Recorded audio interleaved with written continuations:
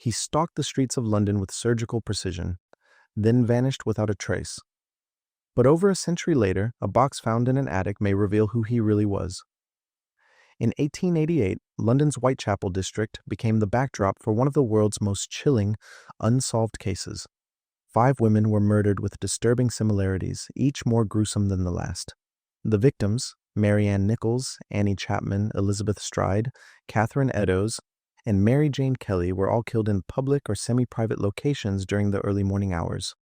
Most were believed to be sex workers, making them vulnerable targets in the dimly lit alleys of East London. The attacker struck quickly, using extreme violence and precision. Several of the victims had organs removed, leading investigators to suspect someone with medical training. Mary Jane Kelly, the final known victim, was murdered indoors, and what was done to her was so horrific, even veteran detectives were shaken. In the midst of public panic, letters began arriving at police stations and newspapers signed Jack the Ripper. One even included part of a human kidney, claiming it came from a victim.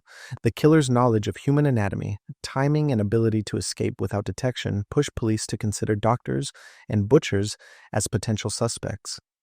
Years later, a descendant of a Victorian-era surgeon claimed to have found an old box in their family attic.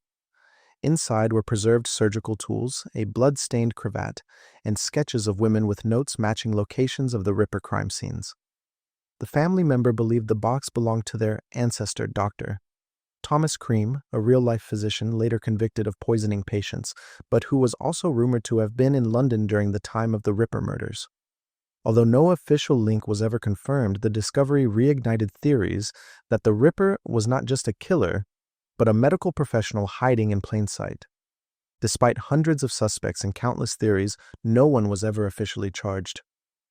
The killings stopped just as suddenly as they began, but the legend of Jack the Ripper lives on. Was the killer hiding in the medical community all along?